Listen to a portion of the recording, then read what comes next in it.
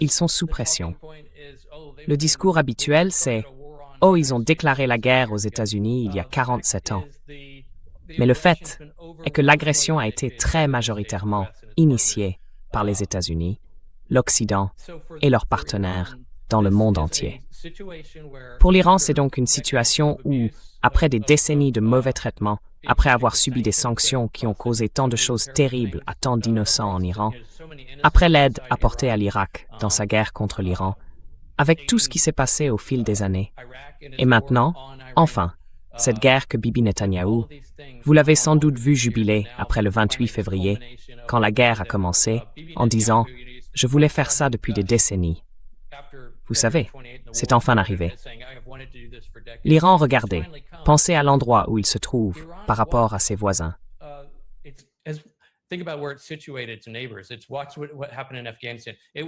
Il a vu ce qui s'est passé en Afghanistan. Il a vu l'Irak subir des bombardements pendant des décennies. L'Iran regarde ce moment et se dit « C'est le moment où nous devons établir un tout nouveau paradigme, une toute nouvelle dissuasion durable ». Cela revient à dire « Regardez, nous avons enduré tant de choses pendant si longtemps ». Et cela contredit, ce qui est important, l'argument selon lequel l'Iran serait dirigé par des fous. Ils ont fait preuve d'une retenue, d'une réflexion et d'un calibrage de leurs réponses remarquables face à toutes ces provocations. Comme l'attaque contre le consulat iranien en Syrie, cette violation flagrante de la souveraineté à laquelle ils ont répondu de manière mesurée. Donc, tout au long de cette période, c'est ce qu'ils ont fait.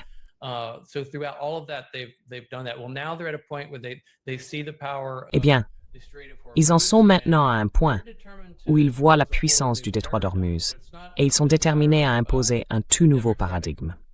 Donc, il ne s'agit plus simplement, disons, d'une majorité démocrate au Congrès qui accepterait un cessez-le-feu. Ils ont déjà vécu ça. Ils avaient un accord avec Obama. L'administration suivante arrive. Trump le défait à l'instigation de John Bolton, défait l'accord nucléaire. Ils ont fait des allers-retours et ont été ballottés par tout ça tellement de fois, y compris depuis juin dernier, puis en étant attaqués pendant des négociations, et ainsi de suite. Il n'y a aucune confiance, et ils veulent avoir l'assurance durable qu'une nouvelle ère s'ouvre, dans laquelle les États-Unis et l'Occident doivent comprendre qu'ils doivent reculer. Oui.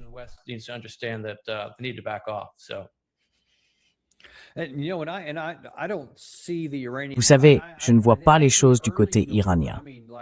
En fait, au début de la guerre, je veux dire, dès la première semaine, les 10 premiers jours, j'ai même dit plusieurs fois à l'antenne, pour réussir, l'Iran doit simplement survivre. Il lui suffit de continuer à être viable, alors que nous devons physiquement vaincre l'autre camp. Le niveau d'exigence était donc bien plus élevé pour nous. Mais je pense que l'Iran en est venu à considérer que son contrôle du détroit d'Ormuz et sa capacité à conserver ce contrôle, quoi que nous fassions, lui permettent de se dire « Attendez un peu, il y a peut-être d'autres possibilités. Nous pourrions même obtenir une victoire militaire sur les États-Unis. » Je pense que c'est l'une des options désormais envisagées, et cela semble correspondre à une partie de leur réflexion. Nous avons reçu hier le professeur Mohammad Marandi, et il l'a fortement laissé entendre dans notre émission. Un autre universitaire iranien, interviewé aujourd'hui sur une chaîne de télévision du Moyen-Orient, a semblé laisser entendre la même chose.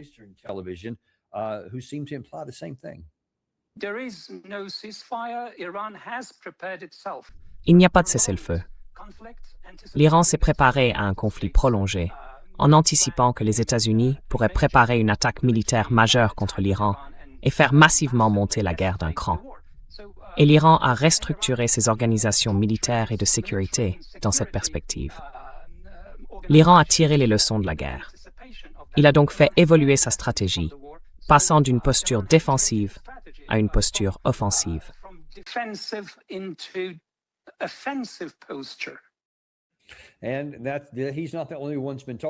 Et ce n'est pas le seul à en parler. Ghalibaf a fait plusieurs déclarations sur X et à la télévision iranienne. Certains généraux des gardiens de la révolution islamique tiennent des propos de plus en plus provocateurs, du genre « nous pourrions passer à l'offensive » comme il vient de le dire. Et quand on commence à examiner nos stocks de missiles, on en a parlé il y a un instant, et on y reviendra dans une minute. Quand on regarde les capacités défensives qu'ils ont sous ces montagnes, avec cette capacité-là que nous ne pouvons pas pénétrer, et que nous avons prouvé, au cours d'au moins 2 phases distinctes de cette guerre, que nous ne pouvions pas traverser.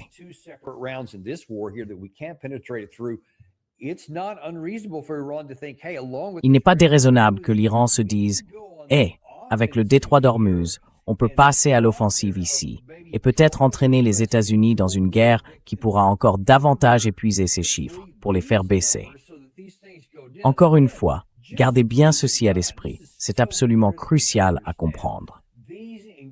Cette détérioration incroyable de nos stocks et de nos inventaires ne résulte que de 53 jours de guerre.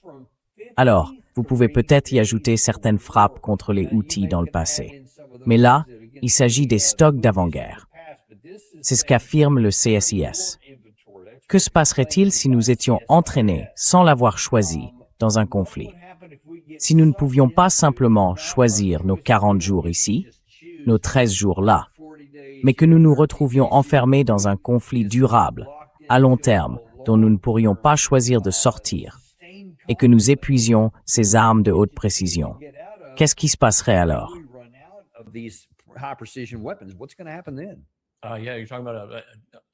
Oui, vous parlez d'une incapacité totale à défendre nos propres forces, sans même parler des pays hôtes, qui, tous, je pense, se grattent la tête et réévaluent entièrement leur compréhension de cette relation de sécurité avec les États-Unis.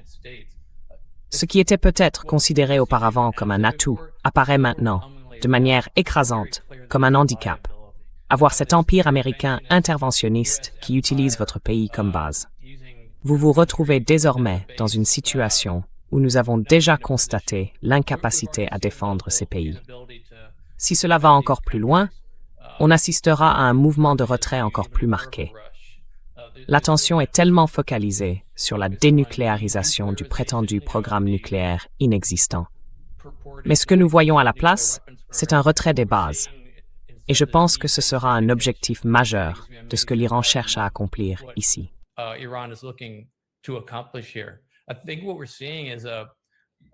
Je pense que ce que nous voyons sous nos yeux, c'est en quelque sorte un réveil de l'Iran, qui a été malmené de tant de façons pendant si longtemps. Et je ne dis pas que, quand je dis malmené, ça ne veut pas nécessairement dire que ce gouvernement est vertueux. Je suis libertarien. Donc, je ne crois pas vraiment que ce genre de choses existe, à vrai dire. Mais ils ont été sous une telle pression pendant si longtemps à se recroqueviller, à réagir, et ainsi de suite. Maintenant, je pense qu'on assiste à un basculement complet vers l'affirmation de soi, à cause de ce qu'ils ont déjà démontré cette année. Leur capacité à tenir bon et à riposter avec une telle force, ainsi que ce qu'ils ont accompli. Pour eux, je pense, cela représente une réorganisation de l'ensemble des possibilités. Comme vous l'avez dit, ils voient ici beaucoup d'autres opportunités.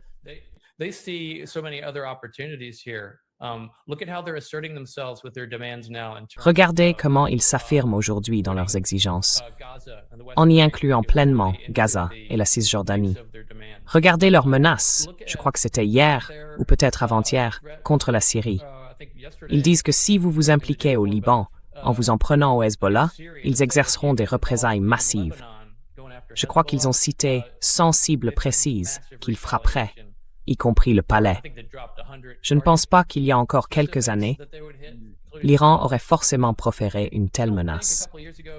Mais aujourd'hui, on les voit s'affirmer. Je pense qu'ils comprennent vraiment qu'ils peuvent être une puissance régionale, et pas seulement régionale. Compte tenu de leur situation géographique, de leur population très instruite, de leurs ressources, et ainsi de suite, ils sont réellement en mesure de devenir une puissance très importante à l'échelle mondiale, et de le rester longtemps. Je pense que c'est une prise de conscience.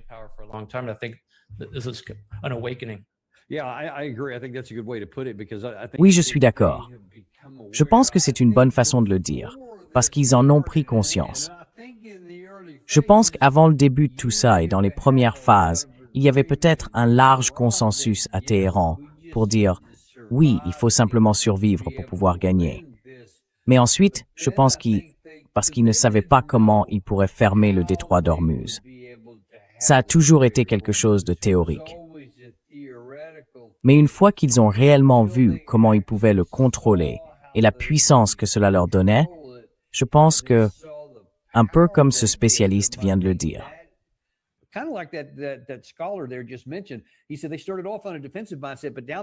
il a dit qu'au départ, ils étaient dans une logique défensive, mais qu'ils se sont transformés depuis.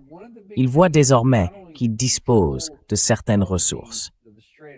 Et l'un des éléments majeurs, ce n'est pas seulement le contrôle du détroit d'Ormuz, c'est aussi le système qu'ils ont choisi, avec ses villes de missiles souterraines, mais également ce qu'ils y fabriquent, car ils ont choisi un système beaucoup moins coûteux à produire et qu'ils peuvent fabriquer bien plus rapidement que les États-Unis ne le peuvent. Nous avons choisi des systèmes d'armes dont les délais de production sont très longs et qui sont très coûteux et qui ne peuvent pas être fabriqués rapidement.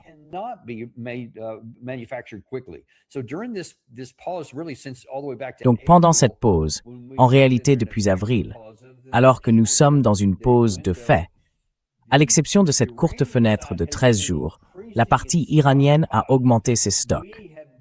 Nous avons augmenté les nôtres à la marge, pas tant que ça, parce qu'ils arrivent tellement lentement. Hier, sur Fox News, Bret Baier s'entretenait avec le secrétaire adjoint à la guerre. Il cherchait une confirmation, un message rassurant. On fait une bonne chose, on conclut un bon accord avec ces systèmes d'armes. Alors, ne vous inquiétez pas. Quand il en parle, je ne sais pas, dites-moi ce que vous en pensez quand vous verrez ça. Mais moi, je n'en suis pas ressorti rassuré.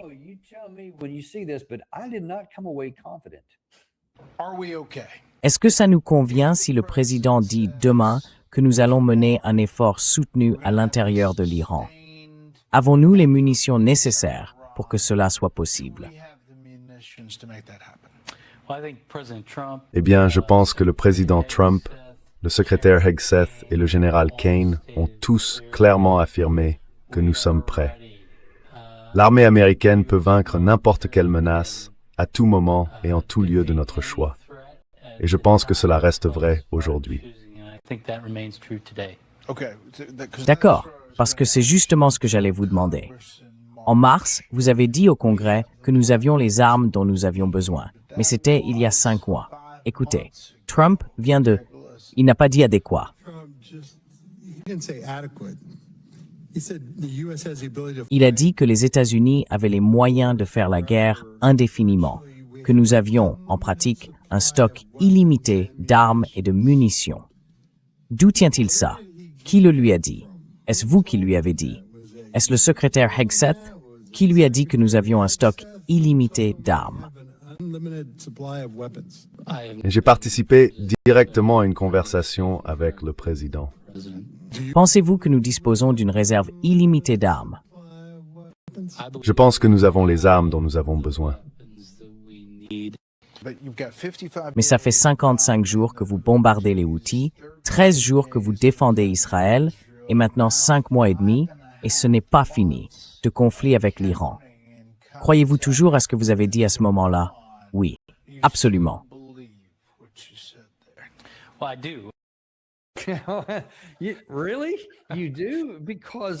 Vraiment? Vous le pensez? Parce que moi, je n'en suis pas si sûr. Et toute cette histoire, écoutez, il n'a même pas répondu à la question. Il a dit, est-ce qu'on en a assez? Est-ce qu'on peut tenir dans la durée? Et au lieu d'y répondre, il a dit, eh bien, le secrétaire Hegseth et le général Kane ont dit que nous pouvons. Qu'est-ce qu'ils disaient déjà? Nous pouvons vaincre n'importe quelle menace, à tout moment et en tout lieu de notre choix.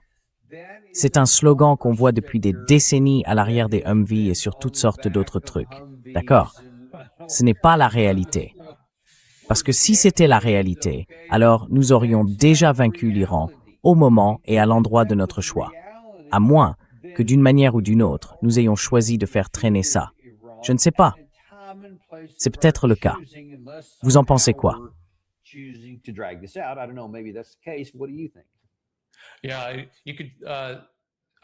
Oui, vous pourriez. J'ai l'impression d'avoir vu son nez s'allonger pendant qu'il parlait. C'est drôle. C'est le sous-secrétaire chargé des acquisitions et il n'a eu aucune conversation directe avec le président. On se dit que c'est un sujet central. On se dit que la personne qui pilote ça, si vous étiez le commandant en chef, j'imagine que vous lui parleriez directement. Du genre, on laisse tomber les intermédiaires. Parlons franchement à la personne la plus responsable de tout ça. Il fallait aussi rire un peu de son attitude. On aurait presque dit une vidéo d'otage.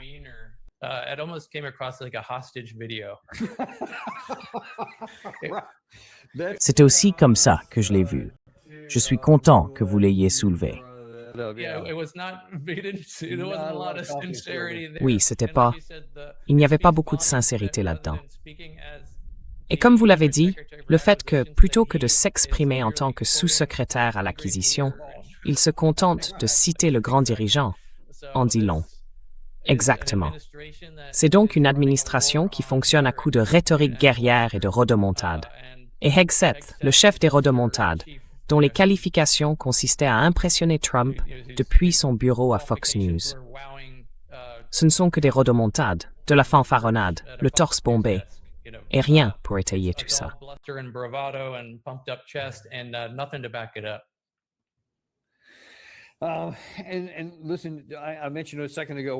Écoutez, je l'ai mentionné il y a une seconde quand je parlais de Jack Keane. Il disait que les Iraniens avaient deux objectifs différents. Le premier, c'est simplement de survivre. Et en gros, le premier, c'est d'en rejeter la faute sur les démocrates et d'espérer que les démocrates les sauvent. Le second est un peu plus étrange, je suppose. Peut-être parce qu'il racle les fonds de tiroir, faute d'avoir trouvé autre chose, et qu'il ne veut pas dire ce que nous venons de dire, ni ce que les Iraniens eux-mêmes disent, qu'ils cherchent à passer à l'offensive et à vaincre réellement les États-Unis. Il dit non, ils essaient simplement, en gros, d'être comme, je n'invente rien, Saddam Hussein.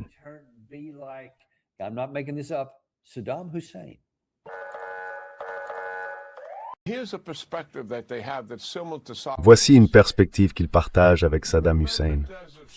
Vous vous souvenez de Tempête du désert? Il avait son armée. Il a pris le contrôle de certaines parties du Koweït et des champs pétrolifères, menaçant l'Arabie saoudite. Et nous avons formé une armada face à lui. Nous avons déployé des centaines de milliers de soldats. Il ne faisait aucun doute que nous allions le chasser du Koweït. Et tout le monde, moi y compris, disait « Eh bien, il ne va pas nous laisser détruire son armée. Il va forcément se retirer. » Et il ne s'est pas retiré. Il a encaissé le choc. Alors, pourquoi a-t-il fait ça? Dans son esprit, il y a survécu et il a pu se reconstruire et se rétablir. Et dans son esprit, c'était une victoire. Les Iraniens sont dans une situation très similaire. S'ils survivent à cela et s'ils parviennent à reconstruire et à se relever, ils considèrent que c'est une victoire, malgré les pertes économiques considérables, malgré les pertes considérables sur le plan militaire et politique aussi. Ils ne pensent pas comme nous.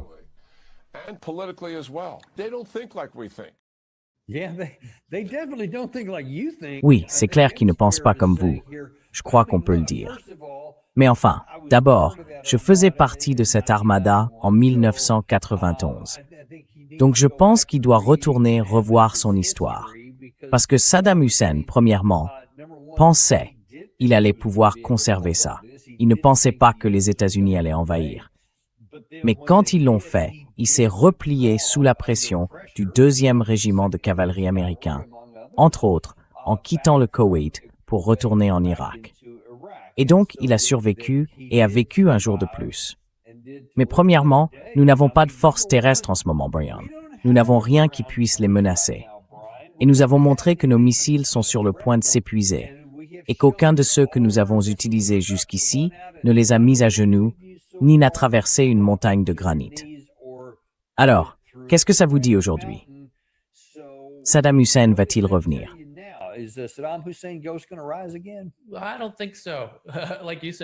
Je ne le pense pas. Comme vous l'avez dit, malheureusement, il semble que l'option terrestre, agitée comme une menace pendant si longtemps, soit désormais arrivée à un point où à peu près tout le monde l'a intégrée.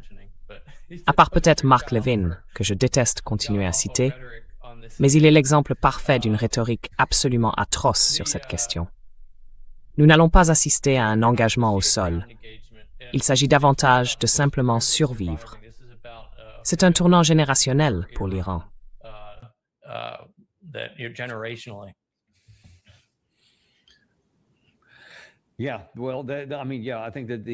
Oui, enfin, oui, je pense que les éléments sont assez évidents. Nous avons eu cet universitaire iranien qui l'a dit, le professeur Morandi l'a dit hier, Ghalibaf le dit, Rasaï, le nouveau général des gardiens de la Révolution, dit ce genre de choses. Et je pense qu'une rhétorique de plus en plus agressive s'impose au premier plan. Et vous avez aussi beaucoup parlé de tout cela.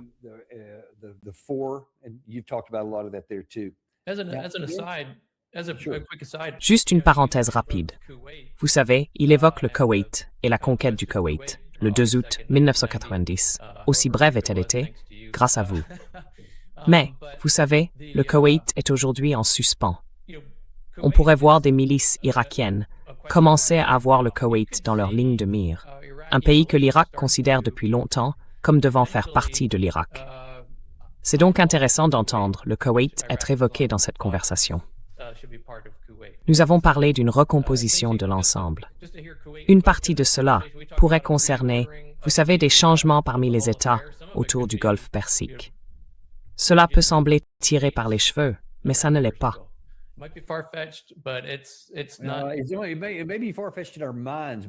Cela peut nous sembler tiré par les cheveux, mais il y a eu beaucoup de commentaires à ce sujet. D'ailleurs, j'ai posé la question au professeur Morandi hier, et il m'a répondu sans hésiter. Oh oui, je pense que c'est un risque important. Vous savez, nous n'avons pas de sponsor parce que nous détestons vous assommer de publicité. Moi, je n'aime pas ça. Alors, montrez-nous un peu de soutien en retour. Abonnez-vous. Matter j'aime si on vient et compte pour vous.